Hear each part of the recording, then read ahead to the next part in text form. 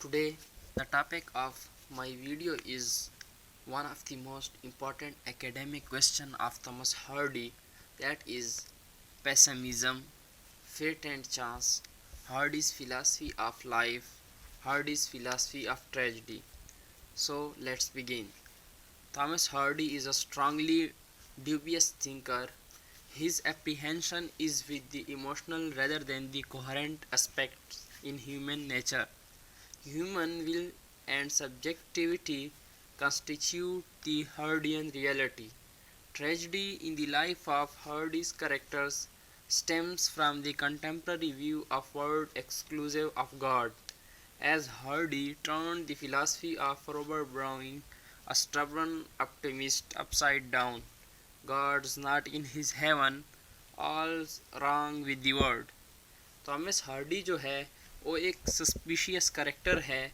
वो जो है हमारी लाइफ में जो हमारे साथ ट्रेजिडी हो रही है वो फेट को इसका रिस्पॉन्सिबल समझता है, और वो उसकी जो अप्रोच है लाइफ की वो पेसिमिस्टिक है।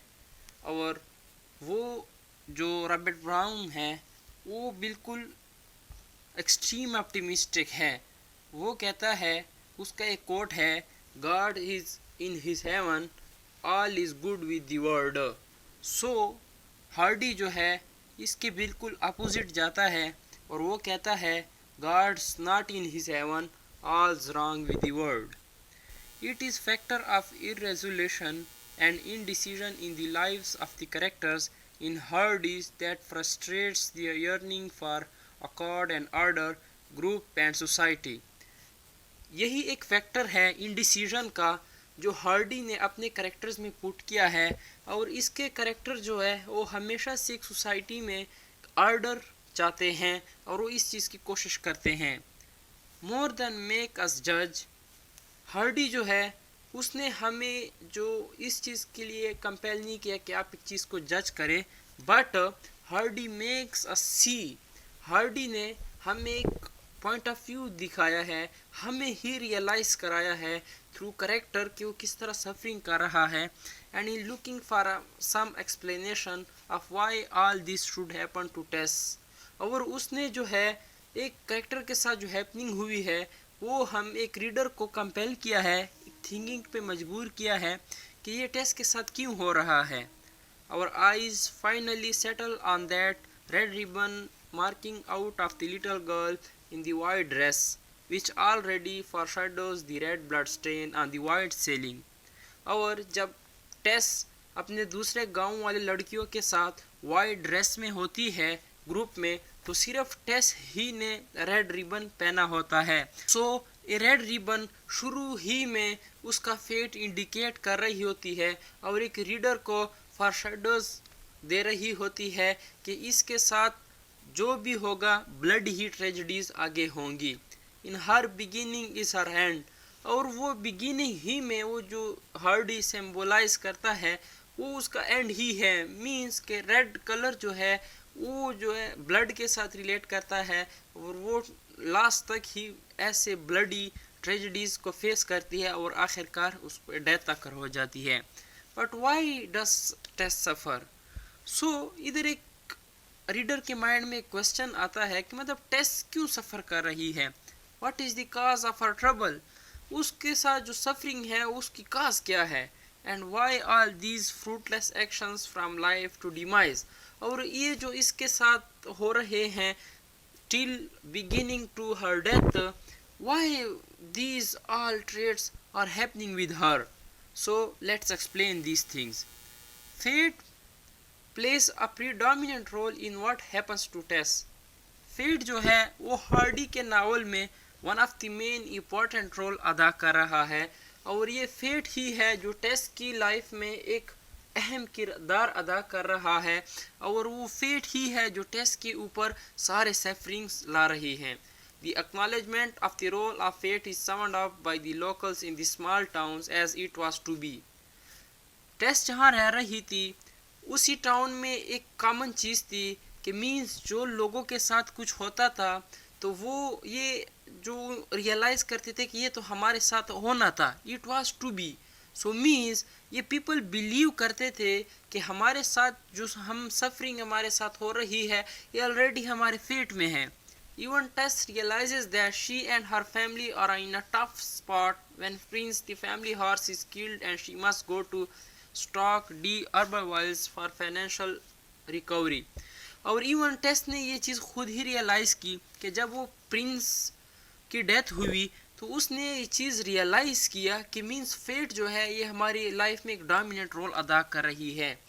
John, Tess mother, realizing that her daughter has suffered several devastating blows by Alec, says, "Well, we must make the best of it, I suppose." सो जब एंजल के साथ रेप का सीन हुआ तो उसकी मदर ने उसके कंडीशन को समझा और उसकी मदर ऑलरेडी जानती थी ये इसके साथ मीन्स होना था, इसके फेट में ऑलरेडी लिखा हुआ था. तो इसकी मदर कहती है कि जो आपके साथ सफरिंग जो आपके ऊपर आनी थी वो तो आपके ऊपर आ गई, सो हमें इन सफरिंग में अब बेटर रास्ता चूज करना चाहिए. Tess is resigned to accept Alex's proposal near the end of the novel, where she tells Angels. Tess जो है उसने एंड ऑफ द नावल जब नावल ख़त्म हो रहा था तो उस वक्त उसने एलेक का प्रपोजल जो है वो एक्सेप्ट कर लिया और उसके साथ रहने लगी. तो एंजल फिर उसी वक्त रिटर्न हुआ जब वो एक्सेप्ट की. So it is a fate कि अगर एंजल जो है वो पहले ही रिटर्न हो जाता वो एलेक के साथ जब तक कंसेंट ना होती तो वो एंजल के साथ फिर से खुशी से रहना शुरू हो जाती. But fate decide on other side, so she tells Angel, I don't care what he did with me. Her own safety and happiness are of no consequence to her. Even when she must atone for murdering Alec, she accepts the inevitable as she is arrested for Alec's death. जब उसने Alec की murder किया तो उसने इस चीज़ को accept किया कि मीन्स वो उसको डेथ दी जाएगी because she knows the role of fate in her life and she says it is as it should be. So इस इधर ये जो टेस है उसकी जो एक लाइन ये रिफ्लेक्ट कर रही है कि जो फेट है वो उसके अंदर और उसके लाइफ के अंदर कितना इंडल्ज हुआ पड़ा है. That is she knows her attempt to avoid prosecution and ultimate death are futile and she must accept her fate. जब उसने एलेक का मर्डर किया और वो एंजल के साथ किसी दूर जंगल में रहने लगी तो वो जानती थी कि फेट जो है वो मुझे कभी हैप्पीनेस के लिए नहीं छोड़ेगी और मेरे ऊपर डेथ ने आना ही आना है, तो मैं जितना ही इसे अवॉइड करूँगा वो मेरे लिए फजूल है. She does so willingly as she accepts I have done it, I don't know how. So वो इस चीज़ को खुद ही एक्सेप्ट करती है कि मैंने ही एलेक को मारा है और कहती है कि मैं नहीं जानती how I killed him. She is toyed with by fate and passively accepts the consequences. Tess जो है उसके ऊपर जितनी सफरिंग आई उसमें जो फेट है उसका एक प्रीडोमिनेंट रोल रहा और उसके कॉन्सिक्वेंसेस जो है टेस ने पैसिवली ही एक्सेप्ट किए. In the life of Tess, alter and chance coincidences and incidents plays a main role in deciding her fate. The chance coincidence form an outline of action in her life. She had hoped to be a teacher at the school, but the fates seemed to decide otherwise. Test जो थी उसके life में coincidences and chance ने एक ऐसा role अदा किया कि उसके लाइफ के जो भी एक्शन थे उसमें चांस ने अपनी एक इन्वॉल्वमेंट जाहिर की. टेस्ट चाहती थी अपनी लाइफ में कि वो एक as a teacher profession career choose करे, बट वो फेट की वजह से मींस कि जब उसके ऊपर उसके बाप के ऊपर ये रिवील हो जाता है कि वो एक जो है हाई फैमिली से ताल्लुक़ रखती है, तो उसका बाप जो है वो घर में बैठ जाता है तो काम नहीं करता है. So she starts work, so that is the chance we can say that impels her to work for her family. The Herbal Wells Hardy portrayed Tess as a fly on a billiard table of indefinite length and of no more consequence to the surrounding than that fly. Hardy as an insightful philosopher, he is acknowledged to have objected to being called a philosopher. He is not a philosopher who gives a systemized body of contemplation or a theory of possessions. His novels, as he declares, are but a testimony of imitation. He documents his convictions and views of what is excellent or awful in human life. When he begins to peck with the theory of what is right or wrong in life, he acquires a viewpoint of life. Hardy जो है उसको एक best known philosopher माना जाता है। वो उसकी जो फिलासफी थी वो ह्यूमन लाइफ के साथ कंसर्न थी कि मीन ह्यूमन लाइफ इस वर्ल्ड में कैसे गुजार रहा है, वो किस तरह के सफरिंग बर्दाश्त कर रहा है और फेट और चांस उसके लाइफ में किस तरह का किरदार अदा कर रहे हैं। और उसके अंदर एक क्यूरासिटी थी कि मीन्स वो लाइफ में राइट और रॉन्ग को जानना चाहता था और इसी ज़रिए उसने एक लाइफ का एक अपना पॉइंट ऑफ व्यू बनाया और उसको उसने अपने नावल में पोर्ट्रे किया। His apprehension with the theme of loveliness and ugliness, ethical and unethical, noble and ignoble in the Wessex novels make him somewhat of philosopher. So उसकी जो फिलोसॉफिकल क्वालिटीज़ ये थी कि उसने अपने ही नावल में जो इथिकल इशू थे, अनइथिकल इशू थे, नोबल और इग्नोबल इशूज़ थे, इनको हाईलाइट किया और इनको ही डिस्क्राइब किया। Thus we can insecurely depict his view on human life as his philosophy. So उसकी जो एक पेसिमिस्टिक ह्यूमन व्यू था लाइफ का, सो हम उसको उसकी फिलासफी को कंसिडर कर सकते हैं। He portrays a miserable and dark view of life and infers that gladness is but an irregular episode in the journal drama of pain and suffering. He does not have the same opinion with Browning that God is in heaven and all is right with the world. Hardy जो था उसका जो point of view life के बारे में था वो pessimistic था और वो बिलीव करता था कि हैप्पीनेस जो है हमारे लाइफ में थोड़ी सी ही वक्फे के लिए होती है, बाकी हमारी कंप्लीट लाइफ जो है मिजरी से भरी होती है। और इसके अलावा वो ब्राउन जो है एक हाईली एक्सट्रीमली ऑप्टिमिस्टिक जो है, जिसका ओपिनियन ये है कि हमारी लाइफ में जो है everything is good for us.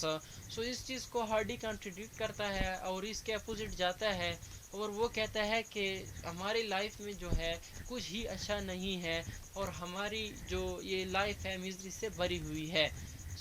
So Shakespeare जो आइडिया देता है ह्यूमन सफरिंग के बारे में, here Hardy seems to propagate the same concept of human suffering. Shakespeare wrote in his great tragedy King Lear, "As flies to wanton boys are we to the gods, they kill us for their sport." Shakespeare जो है King Lear में वो कहता है कि guards जो है वो हमारे साथ कैट एंड माउस वाला गेम खेलता है, मीन्स के वो हमें स्पोर्ट के लिए किल करता है। So the same in the end of the novel Hardy कहता है कि प्रेसिडेंट इमॉर्टल जो है उसका हमारे साथ खेल ख़त्म हो गया।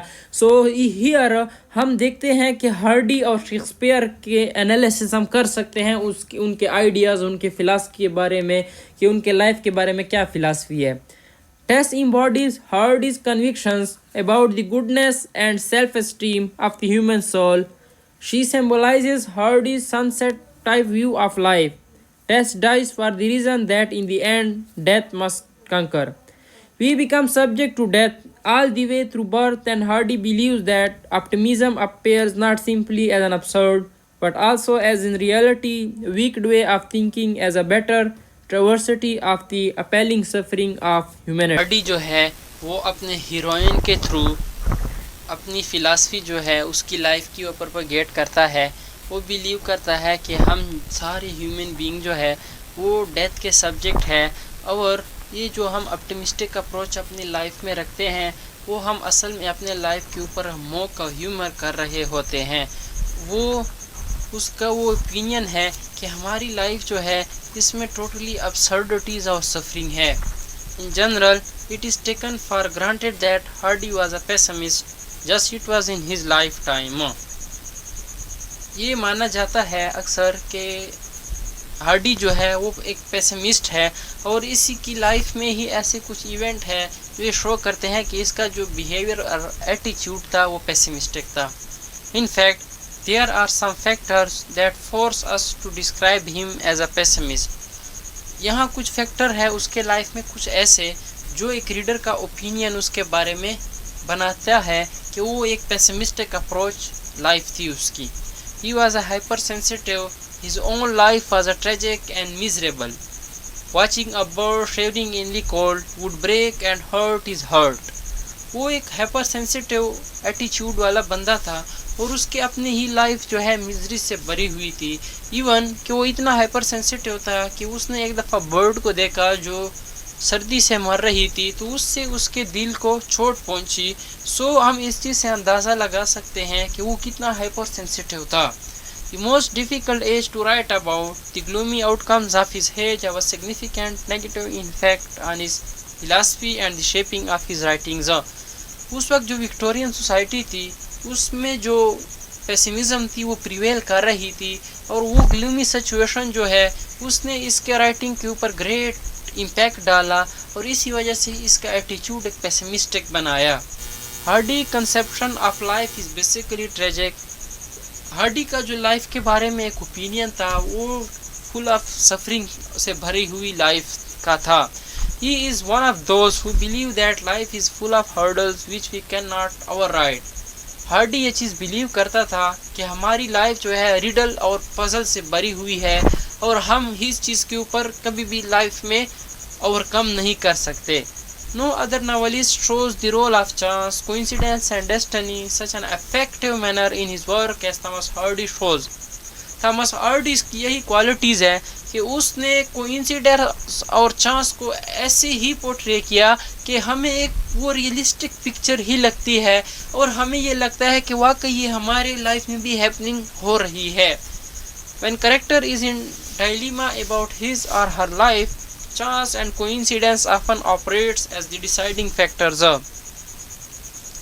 चांस और कोइंसिडेंस जो है वो एक कैरेक्टर के ऊपर इसी तरह ही इफेक्ट डालते हैं कि वो हमें ऐसे लग रहा होता है कि जो कैरेक्टर है वो जो भी स्टेप उठा रहा है और जो भी काम करता है उसमें वो कोइंसिडेंस जो है उसके लाइफ को मोल्ड करती है। Hardy felt that an evil power ruled the universe defeating every endeavour of man to better his fortune or to find happiness. He says in one of his novels, happiness was but the occasional episode in a general drama of pain. ये believe करता है कि हम human जो है शुरू से ही struggle कर रहे हैं कि हम लाइफ में जो है ट्रेजिक सिचुएशन के ऊपर ओवरकम हो जाए, बट हम स्टिल फेल्ड है। और उसका ओपिनियन है कि हमारी लाइफ जो है उसमें सिर्फ 10% ही हैप्पीनेस है, बाकी 90% ट्रेजेडी और सफरिंग है। His novel concentrate on human suffering and show that there is no escape for human beings. Pessimism runs like a dark thread through his novels. और इसके अलावा हार्डी ये बिलीव करता था कि हमारी लाइफ जो है सफरिंग से भरी हुई है और ऐसा कोई ह्यूमन बीइंग ही नहीं है जो इस सफरिंग से आज़ाद हो। और वो कहता है कि ये जो पेसिमिस्टिक अप्रोच है वो हमारी लाइफ में एज ए थ्रेट की तरह ही है। One might also be surprised from the philosophical or metaphysical remark delivered by Tess when telling her brothers and sisters that the reason why things are so bad here is that they live on a blighted star, adding, I sometimes wish I had never been born. So ये comment जो है ये Hardy की pessimistic philosophy को vividly ही show कर रहा है। और यहाँ हार्डी एक नई चीज़ का कंसेप्ट देता है जो कि ब्लाइटेड स्टार है। वो कहता है कि हम ह्यूमन बीइंग जो है वो एक ब्लाइटेड स्टार पे रह रहे हैं जिसी वजह से हम जो है सफरिंग का शिकार है। All these creations of Hardy live in the mind beyond a shadow of doubt, an immense sense of life, surdestlessness. ये रीडर के माइंड के ऊपर इस तरह की इम्पैक्ट छोड़ जाता है कि रीडर जो है वो डाउट में आ जाता है और वो यूनिवर्स के बारे में और उसके साथ जो हैपनिंग हो रही होती है उसके बारे में कंटेम्पलेट करना शुरू हो जाता है। Such textual allusions from his novel would invite us to say that there is no doubt that Hardy's vision is bleak, somber and pessimistic. वो जो कुछ इवेंट है वो जो नावल में ऐसी डिपिक्ट करता है कि एक रीडर के माइंड में कम्प्लीटली और थॉरली ये बैठ जाता है कि हार्डी का जो भी अप्रोच है लाइफ का वो ब्लैक साइड को ही और डार्क साइड को हाईलाइट करता है और वो पेसिमिस्टिक अप्रोच टुवर्ड लाइफ रखता है। In Tess of the D. Urban Wells, the victim is hanged. Hardy told us in very ironic way that justice was done and the president of immortals in Aeschylean phrase had ended his sport with Tess. So जिस तरह Shakespeare King Lear में कहता है कि God हमारे साथ sport करता है, so is the same way philosophy जो है हार्डी की वो भी यही प्रोपेगेट करता है. So conclusion, chance and coincidence play a vital role in all the novels of Hardy. Hardy के जो नावल है उसमें चांस जो है वो एक अहम किरदार अदा करता है. While character is certainly responsible to a large extent for the undoing of human lives in Hardy's fiction, chance and coincidence often operate as the deciding factors in this novel. Coincidence और chance जो है वो एक ऐसा किरदार और imperative role अदा करता है वो उस करेक्टर्स के लाइफ में कि करेक्टर्स जो भी डिसीजन लेता है वो सारी चांस की वजह से मोल्ड हुए होते हैं. This book is a social, an agricultural, and even an industrial tragedy as much as it is a personal tragedy. इस बुक में जो हार्डी ने उसने एक सोसाइटी को क्रिटिसाइज किया है, उसके अलावा विक्टोरियन जो एग्रीकल्चर टायरनी थी उसको भी डिस्क्राइब किया है, और उसने जो इंडस्ट्रियल रेवोल्यूशन जो ह्यूमन एक्सप्लॉयटेशन हो रही थी उसको भी जो उसने है क्रिटिसाइज किया है as much as it is a personal tragedy. इसके अलावा इसको जो है एक हार्डी की पर्सनल ट्रेजिडी भी समझा जाता है.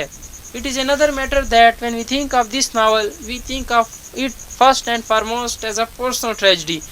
हम जब इस नावल को पढ़ते हैं तो हमें इसमें जो है हार्डी के पर्सनल एलिमेंट विविडली शो हो रहे होते हैं.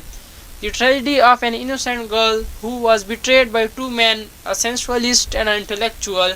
Tess suffers from no glaring fault in her own character, and it is her brave endurance of her suffering and her fortitude which make a true heroine of her.